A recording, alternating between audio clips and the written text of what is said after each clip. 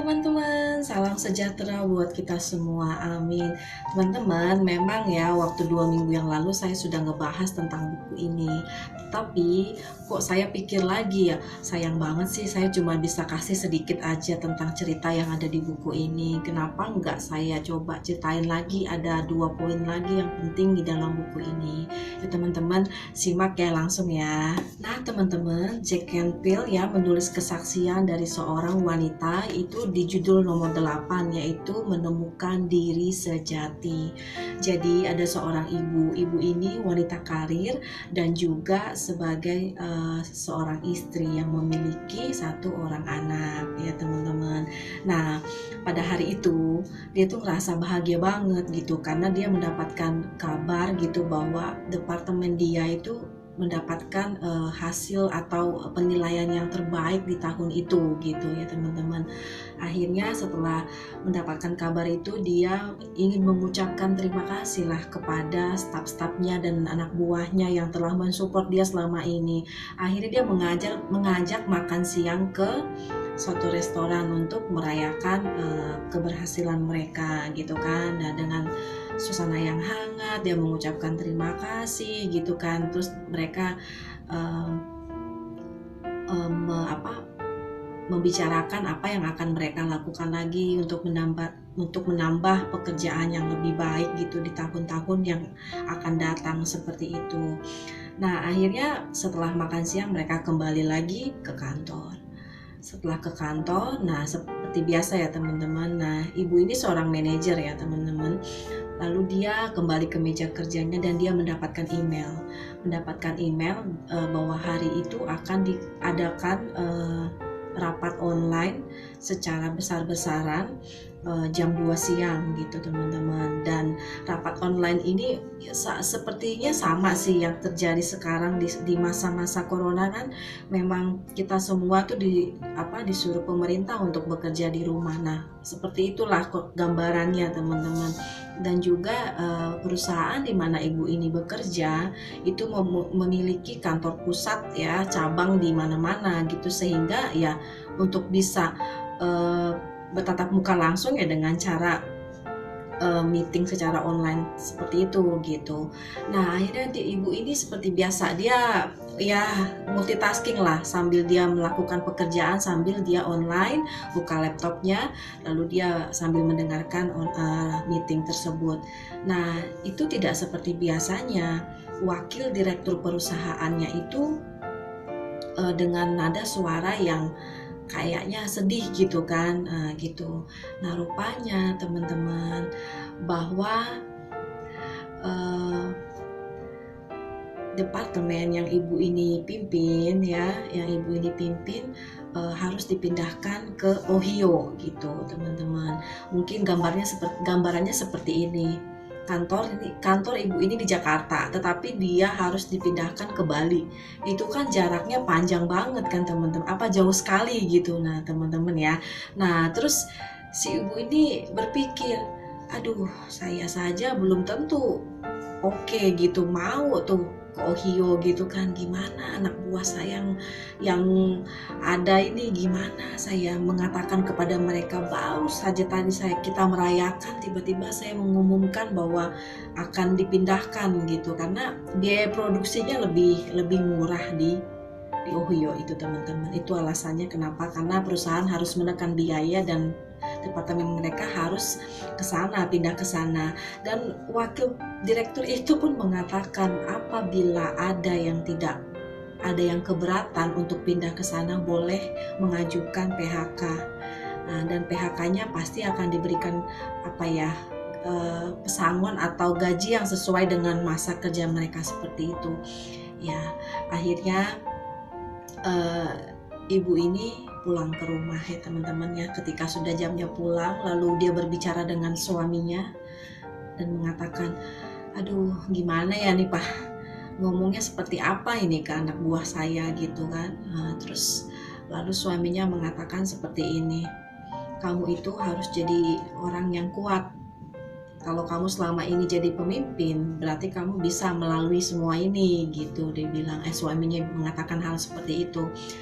Terus tetapi namanya juga baru terima kabar buruk gitu ya, jadi ibu ini kayak ngerasa dirinya tuh nggak, aduh, jadi kayaknya dia merasa itu ya, pekerjaan yang selama ini dia jalani itu adalah identitas dia gitu teman-teman. Misalkan ya, mungkin ya manajer sales, oh ya kan dikenal gitu, oh Ibu Siska misalkan teman-teman, Ibu Siska manajer sales di perusahaan ini ya yang terkenal itu ya gitu kan. Nah itu dia tuh kayaknya berat banget gitu, beban, tiba-tiba dia harus tidak bekerja lagi gitu. Kita memahami ya perasaan si ibu ini gimana gitu kan. Nah terus kemudian juga punya beban moral lagi, bagaimana nih mengatakan kepada anak buahnya seperti itu. Nah akhirnya setelah waktu yang ditentukan, akhirnya ibu ini mengatakan kepada anak buahnya, ya sudah, kalau memang kalian tidak bisa pindah ke Ohio, oke lah, baik, berarti kalian harus di PHK gitu dengan berat hati. Terus ibu ini mengatakan, saya juga mengambil keputusan untuk tidak ke Ohio dan saya akan tetap stay di sini bersama keluarga saya, seperti itu teman-teman. Nah akhirnya satu masalah terselesaikan.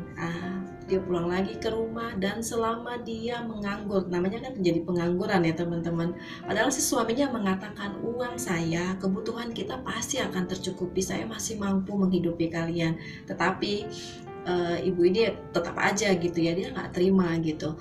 Nah akhirnya sepanjang hari selama menganggur tuh dia ada rasa mengasihani diri sendiri gitu, kayak murung, sedih gitu kan. Nah terus tiba-tiba gitu, setelah pekerjaan rumah beres, dia sudah masak, dia sudah menyelesaikan pekerjaan rumah tangga, dia menonton televisi teman-teman. Ya ibu ini menonton televisi, dan di televisi itu diberitakan bahwa relawan-relawan memberikan sumbangan kepada anak-anak yang kelaparan, anak-anak yang membutuhkan di negara Amerika gitu teman-teman. Terus ibu ini ngomong gitu ya, dia berpikir, dia ngerasa kayak, aduh, itu relawan kan, namanya juga relawan, berkorban gitu, berarti tidak ada orang yang mereka tuh bekerja keras tanpa pamrih dan memperhatikan kebutuhan orang lain gitu ya kan. Belum tentu relawan itu mendapatkan gaji setiap bulan, belum tentu relawan itu bisa makan kan satu hari, atau mungkin mereka apakah cukup gitu kan kesehatannya gitu kan. Tapi mereka relawan tuh kan tidak peduli, mereka tetap mau memberikan yang terbaik untuk anak-anak tersebut gitu. Sampai satu relawan diwawancara, dia mengatakan seperti ini, jika Anda merasa hidup Anda terbeban berat, katanya gitu ya teman-teman, bantulah orang lain, maka Anda akan mengurangi beban itu gitu. Nah ibu ini nonton langsung, aduh, saya banyak banget ternyata mengeluh dalam hidup saya, padahal saya itu tercukupkan gitu kan. Saya cuma kehilangan pekerjaan, saya tidak kehilangan apa-apa gitu kan. Bagaimana yang relawan itu, teman-teman berpikir seperti itu. Nah akhirnya hari itu dia membuat satu keputusan, oh ya, saya nggak boleh mengeluh, inilah jalan yang memang Tuhan sudah pilihkan buat saya gitu teman-teman. Akhirnya ibu ini bersama anaknya, nah kebetulan di rumah itu juga dia tinggal bersama ibunya gitu, ibu dari suaminya ya, ibu mertua. Jadi mereka akhirnya kebesokan harinya gitu ke pasar, mereka ke toko swalayan untuk belanja kebutuhan mereka sehari-hari. Terus sampai di rumah ibu ini bercanda dengan ibu mertua, dengan anaknya sambil masak gitu kan. Nah terus ibu ini ngerasa, ya ampun, dulu saya kalau masak tuh buru-buru tuh, harus berangkat kerja on time jam 7 gitu. Saya masakin anak saya masakin suami saya tuh yang apa adanya banget gitu, yang instan, yang cepet.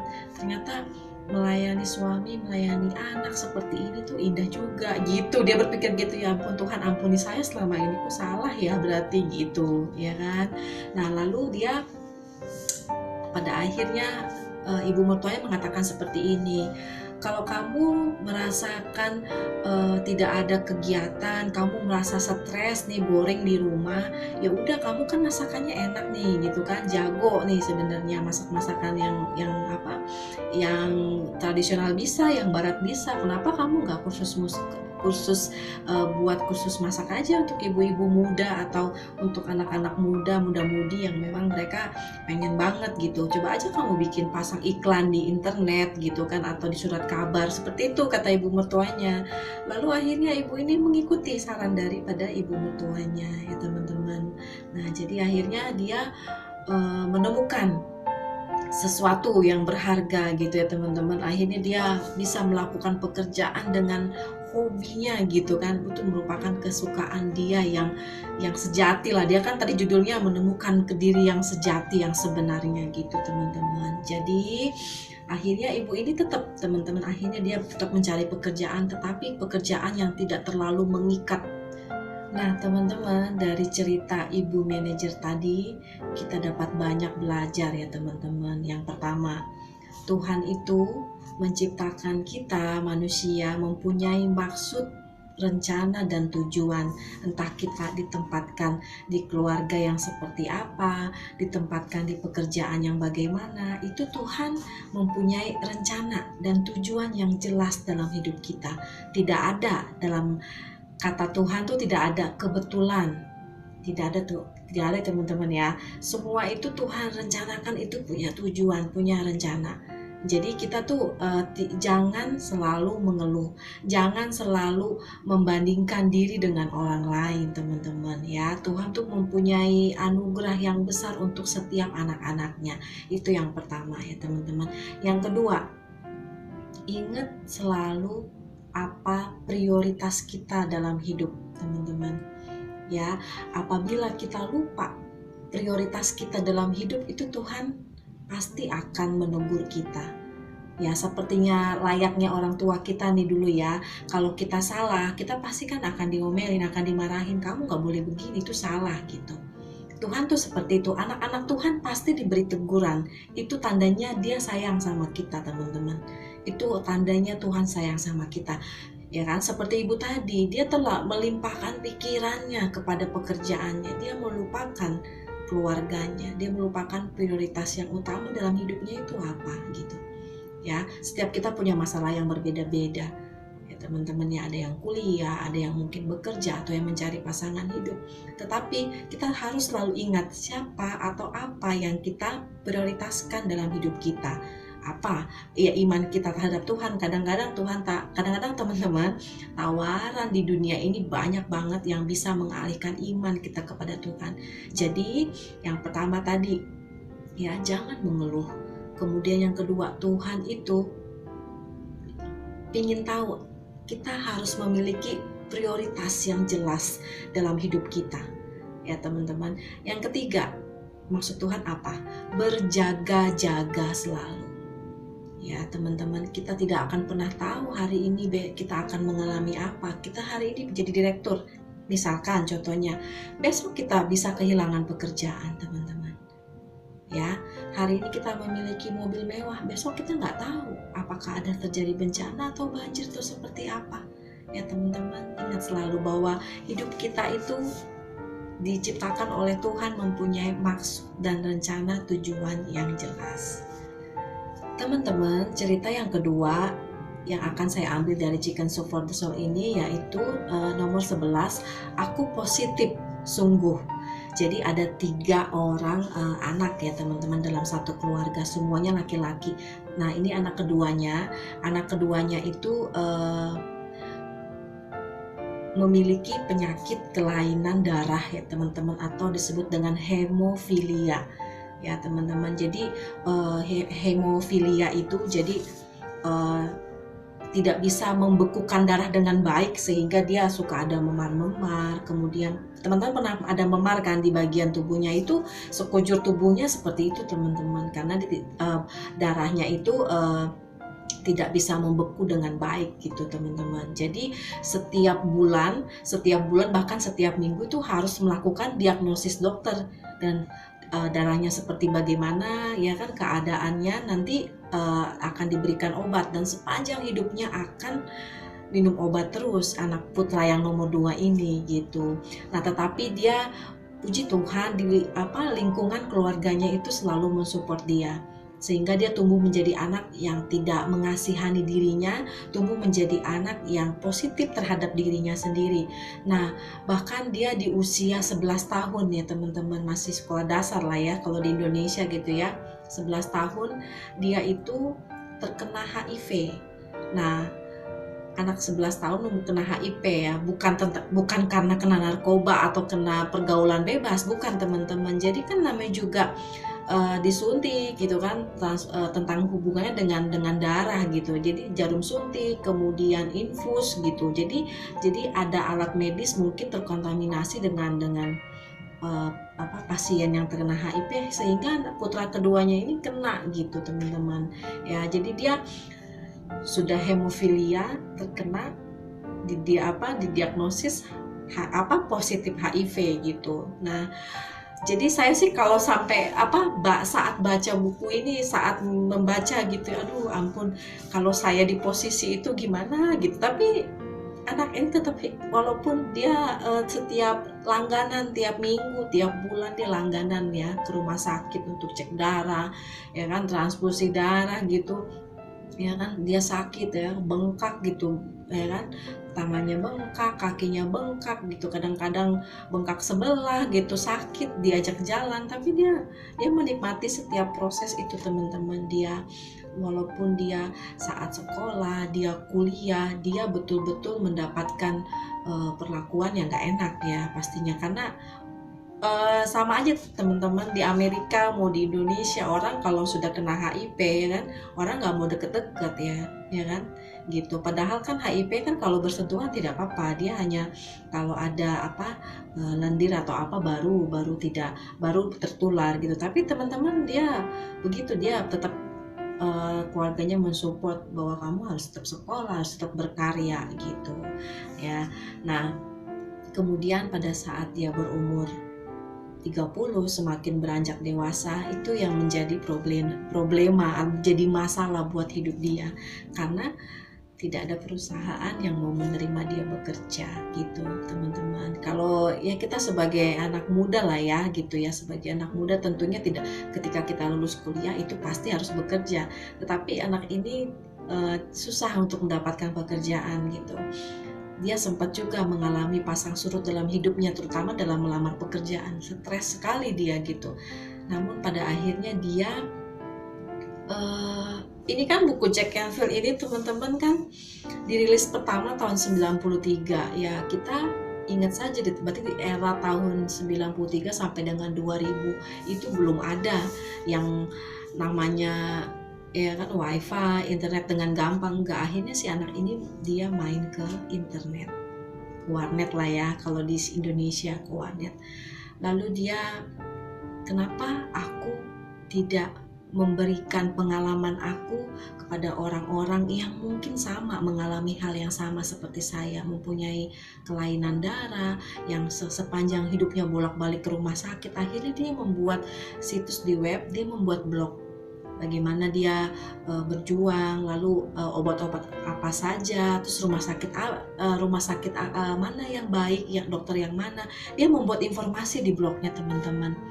Dan awalnya dia tuh berpikir nggak terlalu nggak nyangka gitu bahwa ketika saya membuat blog, respon orang-orang akan sebegitu antusiasnya gitu teman-teman. Ternyata blog dia itu banyak orang yang mengidap penyakit yang sama ya, dan akhirnya ada begitu banyak pertanyaan untuk dia. Pertanyaannya satu saja gitu teman-teman, hampir semua sama. Apakah kamu ingin mengganti dirimu atau badanmu dengan badan orang lain yang sehat? Gitu. Semua pertanyaannya begitu. Apakah kamu ketika misalkan dikasih Tuhan kesempatan gitu untuk merubah badan kamu jadi lebih sehat, mau nggak jadi orang yang sehat gitu sebenarnya, mau nggak ganti? Kenapa? Kamu pernah nggak sih ngeluh gitu ya kan kamu sakit nih, kamu pernah nggak ingin berpikir atau berandai-andai ingin tubuh yang sehat gitu teman-teman? Tetapi dia jawab, tidak, saya tidak pernah terpikirkan untuk mengganti badan saya kepada badan orang lain, tidak pernah. Saya bersyukur dengan apa yang dengan apa yang sudah saya terima rencana Tuhan dalam hidup saya. Nah, teman-teman, pada akhirnya si pria ini dia bekerja sesuai, ya dia menulis blog, dari menulis blog akhirnya menjadi penulis buku ya teman-teman, dan dia menikah akhirnya. Ya teman-teman, walaupun dia sepanjang hidupnya seperti itu, dia tetap menjadi orang yang positif. Nah teman-teman, sebagai penutup ya, saya akan membacakan judul yang ke-46, yaitu 100 berkat, di mana seorang nenek ya, dia sudah, biasanya teman-teman begitu, kalau kita semakin tua gitu, kita pasti memikirkan terlalu banyak, overthinking ya, memikirkan aduh nanti cucu saya gimana, anak saya bagaimana gitu teman-teman. Akhirnya saya akan membagikan ke teman-teman, dia menulis 100 berkat dalam hidupnya yang membuat dia bisa menulis 100 berkat lagi, 100 berkat sampai tidak terhitung. Teman-teman dengerin ya. Hidup itu memang baik, 100 berkat. Masih hidup, sehat, bisa berolahraga, menjadi orang Amerika, mempunyai cukup uang, suamiku Jim, menikah selama 47 tahun, putriku Betsy, putriku Lori, putraku Steve, cucuku Rahel, cucuku Adam, cucuku Kyle, cucuku Sarah, cucuku Emma, cucuku Ami, cucuku Anna, cucuku Ava, cucuku Andrew, menantuku Geoff, menantuku Matt, menantuku Stephanie.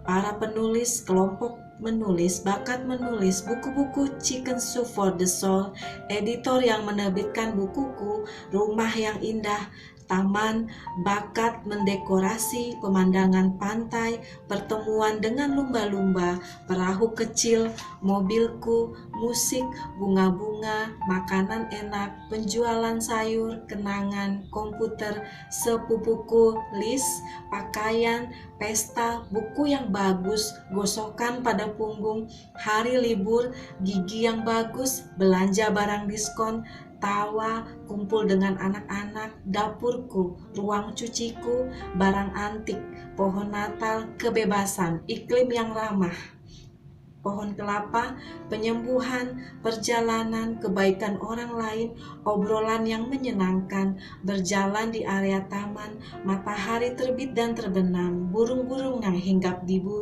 pohon, geladak, ranjang yang nyaman, tungku api, pendidikan, pensiun dari mengajar, acara TV yang menarik, pantai yang damai, penyewa yang baik, petualangan keluarga, gereja, aman dari bahaya, penghiburan, area yang tenang, pekerjaan baru di masa pensiun, keindahan alam, saat-saat yang berharga, senang hidup sepanjang ini, persahabatan khusus, waktu bebas, berkebun, orang-orang yang menghargaiku, dokter yang baik, masa depan, senyum dari orang lain, pengampunan, pujian, karir mengajar, tidak ada bencana besar dalam hidup, bebas dari kanker, tidur malam yang nyenyak, berdoa dengan Tuhan Yesus, 2 kursus Alkitab, listrik yang baik, pendingin ruangan yang baik, bahwa aku punya 100 hal untuk disyukuri.